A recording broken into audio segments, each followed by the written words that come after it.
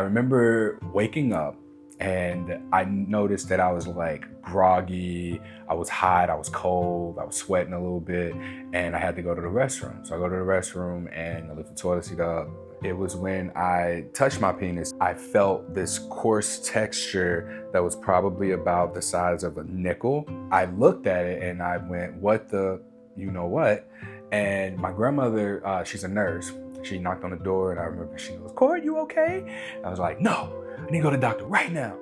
And so my mom just so happened to be on her way over, so she didn't even come in. I jumped in the car and we drove to an urgent care where I was given my herpes diagnosis.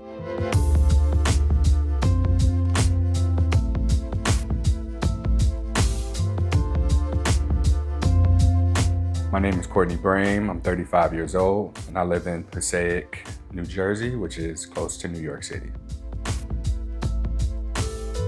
All right, so oftentimes people might expect that this is what they're gonna do and just Google herpes, and now we're seeing herpes is a viral infection caused by the herpes simplex virus HSV, with the two most common types being oral and genital herpes. When I received my diagnosis, I remember the doctor looked and he goes, "Yep, looks like herpes." The doctor was very direct. That worked for me because I didn't know what questions to ask. To me, it was, oh my God, I have herpes. It's gonna look like this for the rest of my life. I'm gonna be in pain for the rest of my life. Nobody is gonna want to expose themselves to this, and I have to do the right thing by just keeping this away from other people. All right. As far as stigma goes, when I was diagnosed, I think I had an idea of what a person with herpes looked like, what they might have done. All that to say, the stigma really just lowered my self-esteem. It made me believe that dating was hard and that there was I was unwilling to even test this ideology that now I'm undesirable. Because once I did start to put myself back out there, yeah, it was hit or miss. Your keys are my keys. I have your keys. You can have herpes and you can have a healthy sex life. You can have herpes and you can still go on to be in a healthy, committed relationship and have the family that you wanted for yourself. That's one thing I'm really looking forward to.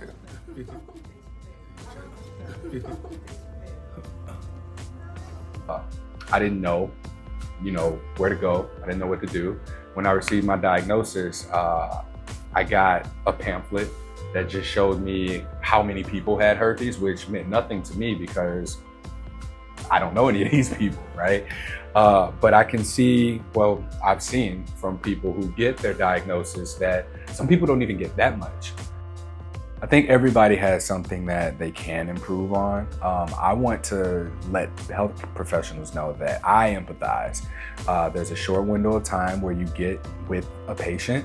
Maybe you can't do this curiosity questioning and offering these consultations or be able to really support someone in the way that they need it. More so having the necessary resources to make you a better provider, if you will.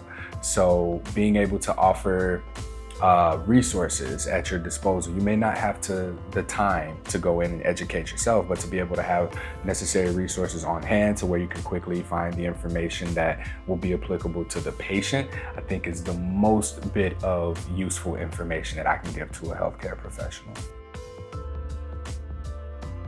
Right after I got the diagnosis was when I started to search online to try and figure out, okay, how do I manage this? How do I manage these symptoms? How do I not get outbreaks? That's what I was most concerned about, because it was shortly after when it went away, I was like, hold on, this goes away? So after I learned about monitoring my nutrition, exercising, and then managing my stress, I just consistently stuck with that as a formula, and I just would use the medication as needed. What I'm doing right now is just kind of like warming up the joints. I started getting into yoga when I started looking up how to manage stress, and I would regularly see that stress management was something that yoga was very helpful with. So I got into it. I remember when I told my dad It wasn't that I like told my dad, hey, I have herpes and I'm open about talking about herpes. That was like an issue. He was more so like sad or disappointed that I felt like I couldn't tell him sooner. So that was a moment of like intense self-reflection for me, just learning that, oh, I can in fact talk to my family about this. I remember moments of isolation. We're not told how to talk about it. I've heard several times that some health professionals have gone on to say, you don't need to tell anyone unless you have symptoms, or don't tell anyone because it's so common. There's so much inconsistency of information, and this is what turned into my nonprofit.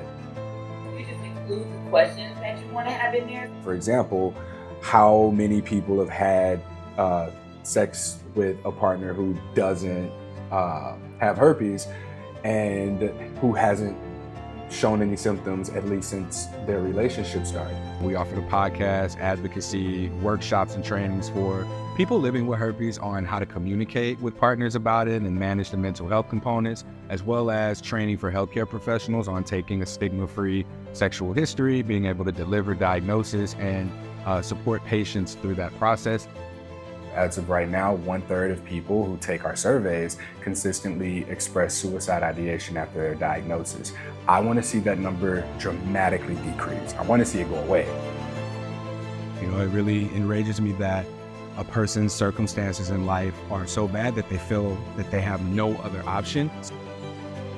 So I aim to just give people options so that they can exercise choice, and a choice that oftentimes people feel may have been taken away from them. Like, I would love to put myself out of this job. I can't wait until that's a thing, because that'll mean that there was an impact that was made.